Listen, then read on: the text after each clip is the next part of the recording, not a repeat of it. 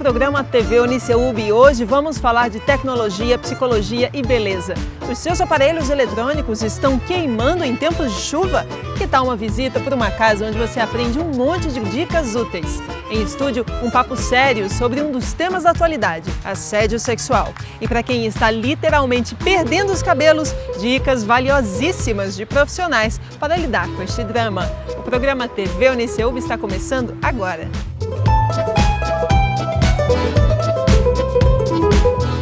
Em tempos de chuva, raios e trovões, é preciso ficar atento aos eletroeletrônicos. Pensando nisso, convidamos o professor de Engenharia Elétrica, Luciano Duque, para um passeio por uma casa modelo, onde ele explica pra gente, tintim por tintim, sobre como proceder com os aparelhos básicos do dia a dia.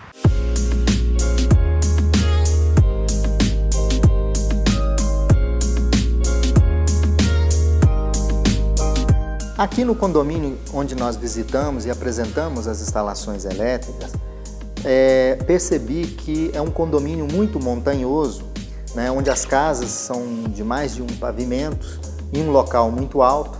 Eu sugiro que as pessoas façam um estudo para a instalação de um sistema de proteção contra descargas atmosféricas, que é o para-raio. Um dos pontos mais críticos numa residência é a instalação elétrica do chuveiro. Alguns cuidados nós devemos tomar com a instalação elétrica do chuveiro. A gente não pode deixar nenhum condutor exposto em caso de umidade, pode ter contato com a parede. Outro ponto muito importante do chuveiro é o aterramento elétrico. Nessa residência eu já fiz a verificação e ela possui o aterramento elétrico, que ele permite proteger a pessoa em caso de um choque elétrico. Toda a corrente do choque elétrico ela vai para o sistema de aterramento. Nessa instalação aqui, vocês podem observar que a instalação está de forma adequada. A caixinha está tampando, está fechando, dando toda a vedação aos condutores elétricos. Essa casa é uma casa de 2 pavimentos e nós estamos em um dos quartos onde nós temos instalado um quadro elétrico. Nesse quadro elétrico nós temos todos os disjuntores instalados desse pavimento. Eu gostaria de fazer uma observação em relação ao primeiro passo, a identificação dos disjuntores. A identificação correta é feita através de uma etiqueta e não pode ser escrita à mão. Por quê? Por isso, com o tempo, ela vai sumindo, porque é escrito a caneta, e a pessoa não sabe qual o disjuntor que ele vai desligar na residência. Aquele chuveiro que nós vimos anteriormente, é necessário a instalação de um dispositivo de proteção contra choque, né? Vocês podem observar aqui o banheiro da suíte, né? Ele não tem esse dispositivo instalado, que a gente chama de DR. E eu vou mostrar para vocês qual é esse dispositivo. Esse dispositivo, ele tem a função de qualquer fuga de corrente que ocorrer no chuveiro, ele faz o desarme, evitando assim um acidente com choque elétrico da pessoa que está tomando banho. Outra observação também que não está em conformidade com a norma técnica nesse quadro elétrico é a instalação dos dispositivos de proteção contra surto. Eles protegem contra descargas elétricas induzidas na rede. Esse dispositivo é um dispositivo dessa natureza, onde ele é instalado em cada um dos quadros do pavimento. Aqui é um ponto da casa muito importante onde nós temos instalado um computador. E a gente pode observar um detalhe aqui, que é a instalação desse adaptador. Né? A gente sugere que as pessoas troquem esse padrão de tomada por a tomada correta, já que nessa residência todas as tomadas estão instaladas no padrão novo. Então tem um detalhezinho aqui que é trocar esse cabo por um cabo com padrão novo. Outro detalhe é que os computadores, geralmente, em função dos períodos de chuva, é importante a gente instalar nessa tomada um dispositivo de proteção contra surto, né? Isso evita, caso as descargas atmosféricas venham pela rede elétrica da SEB. Esse dispositivo evita queimar a placa do computador. Bom, pessoal, agora eu vou abrir o quadro elétrico que está aqui na residência, no segundo pavimento. E para fazer o trabalho é importante colocar a luva de segurança, né? Para tirar o quadro elétrico. Vou colocar a luva. Vou mostrar para vocês o sistema de aterramento, que a residência possui efetivamente o aterramento, e depois vou fazer uma imagem que vai verificar se existe sobrecarga ou não nessa residência. Uma coisa muito importante para vocês, que eu comentei que todas as tomadas são aterradas. Aqui a gente tem o barramento de aterramento. Agora eu vou fazer para vocês uma imagem termográfica, ou seja, eu vou observar se esse quadro tem um aquecimento normal ou se está existindo sobrecarga. Então eu vou utilizar esse instrumento, que é conhecido como termovisor, vou aproximar ele do quadro elétrico. Vocês podem observar que a temperatura máxima nesse quadro está em torno de 30 graus. Isso significa que ele está trabalhando sem sobrecarga.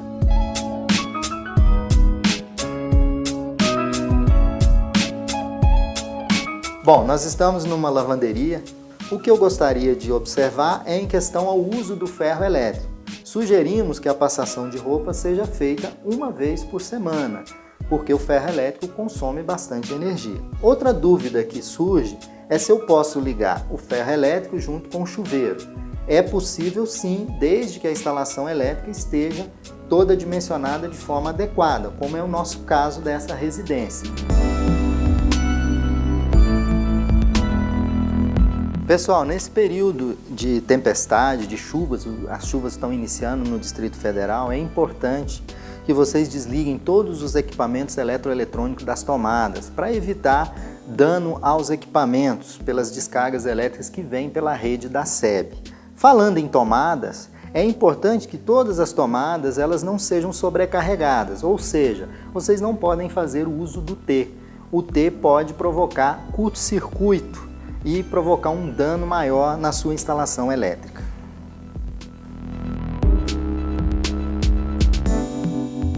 Pessoal, hoje a gente navegou numa residência de 2 pavimentos, onde vocês conheceram os quadros elétricos, as necessidades e as medidas de segurança necessárias para garantir a qualidade da instalação elétrica. A sugestão é que a cada 5 anos você dê manutenções nas suas instalações elétricas, utilizando pessoas qualificadas, para que o serviço seja feito de acordo com as normas técnicas.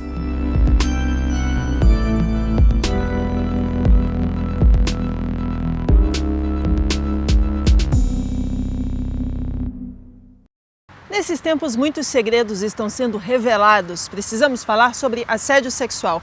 Não perca uma entrevista com uma especialista no assunto. No próximo bloco, a gente volta já. A gente abre os jornais e todos estão falando de assédio sexual em vários lugares do mundo. Nos Estados Unidos, as denúncias contra figuras do cinema só aumentam. A cada dia, mais vítimas se sentem encorajadas a quebrar o silêncio.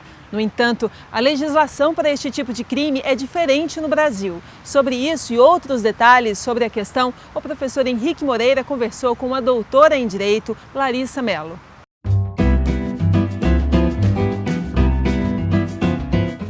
Nos últimos 15 dias, dezenas de mulheres em diferentes partes do mundo romperam o silêncio e denunciaram casos de assédio sexual envolvendo celebridades do cinema americano, políticos importantes na Inglaterra. No Brasil também aumentaram as denúncias contra o assédio sofrido pelas mulheres, principalmente no transporte público das grandes cidades. Para conversarmos sobre essa nova atitude por parte das mulheres, convidamos a advogada Larissa Mello, doutora em Direito pela Universidade de Brasília e professora titular da Faculdade de Ciências Jurídicas do UniCeub. Professora, muito obrigada, é um prazer tê-la conosco. Larissa, nós estamos assistindo aí nas últimas semanas uma onda, um movimento que ganhou muita força em vários lugares do mundo, que são as mulheres vindo ao público e denunciando o assédio sexual que sofreram. O que está por trás desse movimento? Por que isso decolou dessa forma, explodiu dessa forma? Bom, dentro de uma sociedade machista, em que o homem assume um papel maior dentro dessa sociedade, é natural em que essa mulher se retraia e não exige os direitos dela, ou então que ela tenha medo de procurar os direitos dela, porque ela se sente coagida, forçada então a se recolher. Dentro de um momento atual, a gente tem uma característica dessa mulher ter mais espaços institucionais mais canais, então, de procurar auxílio que estão sendo oficializados. A Lei Maria da Penha canalizou um veículo social muito forte de aceitação dessa mulher em relação a ela ter direitos e ela poder reclamar esses direitos de ser igual a um homem dentro da sociedade, né? Então, ela ao menos criou essa bandeira de poder procurar os seus direitos. Apesar de que a gente sabe que na prática ainda há um grande chão a ser ganhado em relação a termos de igualdade social entre o feminino e o masculino, entre essa mulher e esse homem dentro da sociedade. Do ponto de vista da lei, da legislação brasileira, o assédio sexual é crime, né? Ele está lá no Código Penal. Agora, a gente sabe que é muito difícil que o abusador, né, aquele que assedia, acabe punido. O que as mulheres podem fazer para se defender ou pelo menos para colocar essa questão e buscar, de alguma maneira, responsabilizar o homem que fez esse assédio, enfim? Bom, primeiro a gente tem que explicar que o assédio sexual ele tem tipificação no Código Penal, mas ele é dentro de uma previsão muito pequena. Restrito, né? Espaço em que pode acontecer o assédio sexual. Onde é que pode acontecer? Ele pode acontecer em todos os lugares da sociedade num conceito oficial, digamos assim. Você vê relações sociais de âmbito doméstico, de âmbito social, como o exemplo do ônibus em que a mulher dentro de casa a mulher pode sofrer assédio sexual. Então, dentro da previsão atual, a gente espera que ocorra um estupro para ter uma proteção, né? Porque o assédio sexual ele não tipifica essas relações domésticas, ele não tipifica relações de igreja entre padres, pastores com os fiéis da sua igreja, né, dentro dessa relação institucional. Ele não tutela a relação de magistério, então o professor e o aluno não está abarcado dentro dessa relação. A gente só tutela estritamente o ambiente de trabalho entre chefe e empregado. Então, essa é a zona de limitação que a gente tem do assédio sexual no Código Penal. Então, a gente não protege de verdade o assédio sexual em âmbito social. A gente protege em uma pequena esfera e ainda assim exigindo provas absolutas. Quer dizer, a mulher tem que provar. A vítima tem que provar que sofreu. No caso de uma mulher, e aí o assédio sexual, então, o que está previsto na lei, como você diz, é aquilo que se dá no ambiente de trabalho, numa relação entre chefe e subordinado. Como é que a mulher deve proceder? Se ela é vítima desse assédio, o que ela deve fazer? Bom, ela tem que provar que ela sofreu assédio, tanto para uma legislação trabalhista, quanto para uma legislação criminal. Então, para ela provar que ela sofreu esse assédio, ela tem alguns canais.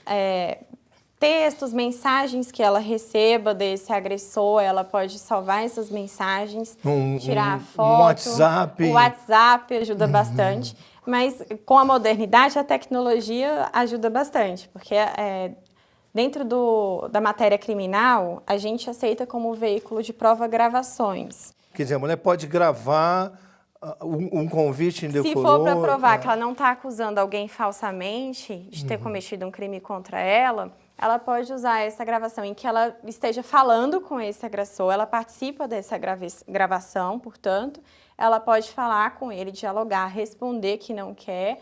Esse agressor insistindo, então, no assédio sexual, ele caracteriza essas gravações como um veículo de prova, porque ela está dialogando e falando com ele. Aí é um veículo de prova válido. É a participação dela também nesse diálogo. Não pode ser uma outra pessoa gravando, certo? Tem que ser ela mesma gravando esse diálogo com o agressor. E ela pode usar essa gravação como prova. Agora, a maioria das empresas meio que tornam essa questão invisível, né? Ao que a gente chama de uma certa conivência institucional. Como é que as empresas têm que proceder em relação a isso? Porque cada vez mais esse é um assunto que vai estar em pauta, em debate na sociedade, e as organizações precisam também, de alguma forma, se protegerem contra isso. Tecnicamente, a nossa legislação ainda não exige das nossas empresas uma política ativa, preventiva, à prática de assédio sexual. A gente tem várias regulamentações, a gente tem uma atuação do Ministério Público tentando, então, gerenciar um fortalecimento disso, mas a gente tem uma política internacional que a gente chama de Sistema B, de empresas que têm categorias de aprovação por participação ativa social, e um dos cenários é a questão do assédio sexual. Então, essa empresa que atua proativamente, ela tem uma imagem boa, isso é propaganda institucional para ela. Nós fazemos. Um funcionário nosso que faz assédio sexual é demitido. um empregador nosso que faz assédio sexual não será aceito nesse ambiente. Então, a gente tem uma política afirmativa social para essa empresa, de aceitação dela pelo coletivo, como uma marca, como uma representação social.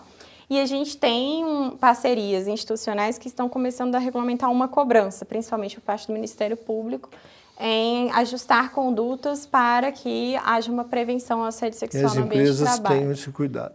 Para a gente encerrar, Larissa, como é que as mulheres podem, de alguma maneira, não se sentirem vítimas, porque isso é muito comum, né? E deixar, às vezes, de denunciar isso e se sentirem vítimas. Como é que a gente estimula, como é que a sociedade pode estimular que as mulheres tenham essa atitude de realmente denunciar o assédio? Bom, isso vai começar bem antes da gente pensar no cenário do assédio já acontecendo.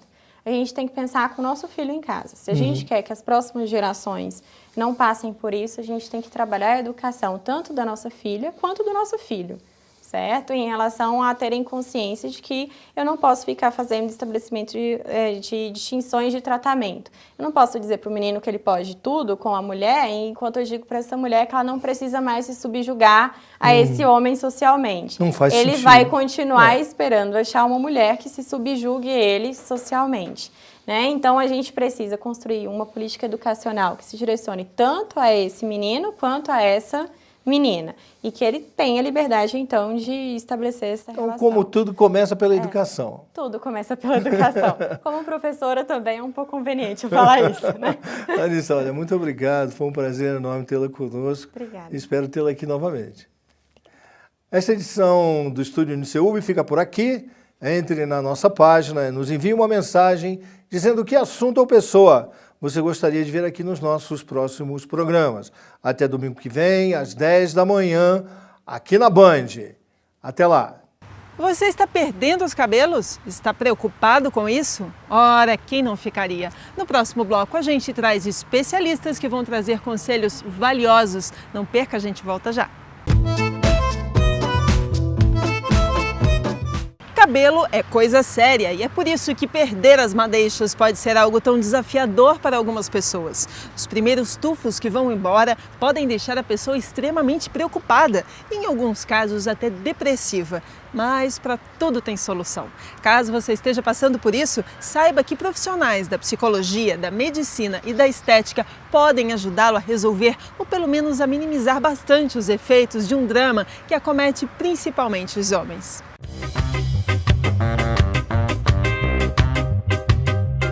O cabelo é uma das características fisiológicas mais marcantes do ser humano. Você tem indústrias de estética construídas em volta disso, e não necessariamente no Ocidente, em todos os lugares. E é tradicional. No Japão, por exemplo, um samurai ou um homem de uma família nobre, ele deixa o cabelo dele inteiro crescer durante uma certa época e depois ele faz um nó específico. A maior humilhação que essa pessoa pode sofrer é ter um inimigo depois de um combate, a pessoa perdeu, pegar o cabelo e cortar o cabelo dele. Então a gente já sabe que para as mulheres o cabelo é fundamental, é um traço distintivo de marcação de identidade sexual. Agora para os homens é importantíssimo também. Só que a cultura da masculinidade, né, ela oclui as coisas, os homens não falam sobre isso. O Trump está fazendo a famosa técnica que pelo menos na Itália chamam de riporto. Você deixa um pedaço do cabelo crescer e tudo mais e você joga ele para frente e faz aquele chito flamboyant que ele tem na cabeça. Para muitas pessoas, aquilo é uma forma de você manter a virilidade, a juventude, aquele grande cabelo de Sansão, dá poder, né? Vibrância sexual para o sujeito. E no Kim Jong-il tem uma coisa muito curiosa, eu estava vendo outro dia que tanto as mulheres quanto os homens têm, se não me engano, 15 cortes de cabelo que são permitidos pelo Estado há 50 anos e todo mundo tem que ter um daqueles 15. Então o cabelo, ele não é somente uma excrescência queratinosa, ele bota o seu lugar na sociedade. Homens que são mais selvagens, o famoso cabelo comprido. O exército, um tipo de cabelo específico. Então a gente vê isso muito. O processo de tornar-se careca pode ser um processo muito leve e muito bem aceito, ou pode ser um processo que gera ansiedade, inclusive pode gerar quadros de depressão. Você pode ser um rapaz de 35 anos de idade, poxa, você é moço, você é novo, você tem uma careca avançada, vai para uma entrevista de emprego, talvez o cabeludo consiga a entrevista de emprego e não você, porque você passa a ideia de ser mais velho. Perda de controle das coisas. Como é que eu resolvo esse cabelo? Esse cabelo tá caindo, meu Deus do céu. Aí vem aquelas fórmulas muito doidas, né? As simpatias e não sei mais o que, remédios, etc. Só que são muitos remédios, são muitas terapêuticas e nem sempre, número 1, os remédios funcionam e número 2, as terapêuticas são buscadas pelos homens. Porque, afinal de contas, a gente não é educado a entrar em contato com o nosso mal-estar. A gente se silencia e vai em diante. Não é você.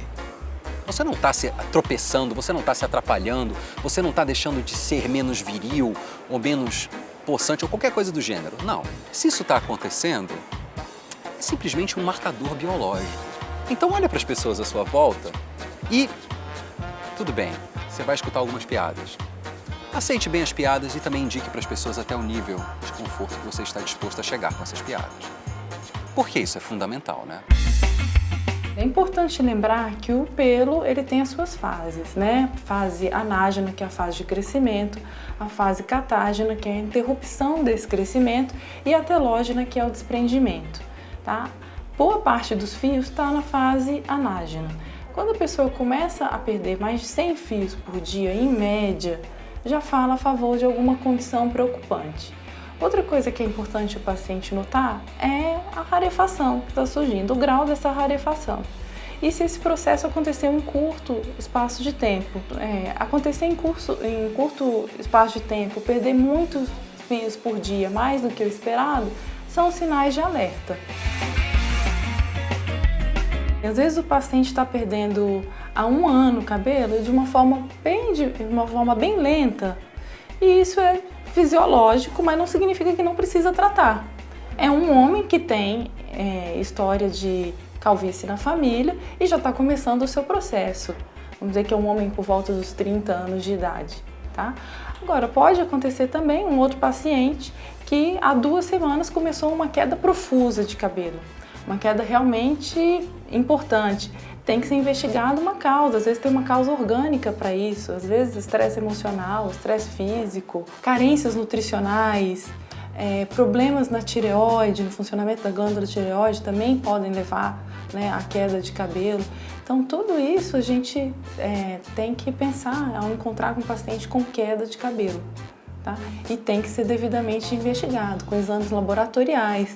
Tem um exame muito importante que se faz em consultório dermatológico mesmo, que se chama tricoscopia, que é a análise dos fios de cabelo e do couro cabeludo com uma lente de aumento, com um aparelho específico que é o dermatoscópio. Isso muda muito a abordagem diagnóstica. Dependendo do tipo da causa, né? Então vamos dizer que a causa mais comum é a calvície, que é a alopecia androgenética, tá? Que tem característica hereditária né? E é mais comum em homens, né? Existem várias medicações, né, que aumentam, por exemplo, a fase de crescimento do fio. Tem outras medicações que vão atuar bloqueando a ação hormonal no folículo piloso. Né? E tem medicações, e essas medicações elas podem ser de uso oral e de uso local mesmo. E tem até mesmo procedimentos que podem ser feitos para ajudar nesse processo, né? Como a injeção, né, local mesmo de medicações, tá? De fatores de crescimento. Tudo tem que ser avaliado em cada caso. A estética ela pode entrar tanto no tratamento, tá? No tratamento a gente vai tentar restabelecer, né, a questão do nascimento do cabelo e também, né, a gente vai tratar o próprio crescimento capilar. Então hoje a gente tem a intradermoterapia, né, que é um procedimento invasivo. Nós temos também tratamentos tópicos, como a utilização do minoxidil, que é muito conhecido por muitas pessoas, né? O laser ele é o tratamento através da luz, né? E a luz então vai atingir o couro cabeludo, vai atingir o folículo piloso e dessa forma estimular o crescimento do cabelo. Hoje a gente tem o procedimento de micropigmentação de sobrancelha, micropigmentação de boca para pintar a sobrancelha, pintar a boca, fazer contornos faciais. A gente utiliza a micropigmentação no próprio couro cabeludo. Puxa, o acolhimento eu acho que é fundamental. Tratamento também é fundamental, mas eventualmente se você vê que a pessoa está incomodada com isso de alguma maneira, pergunte para ela como é que você pode fazer ela se sentir bem. Gostou do programa de hoje? Quer rever ou compartilhar com os amigos? É só acompanhar as nossas redes sociais. Todas as segundas-feiras, nós disponibilizamos todas as reportagens na nossa fanpage no Facebook e no nosso canal no YouTube. Na semana que vem, a gente se encontra de novo aqui na Band. Até lá!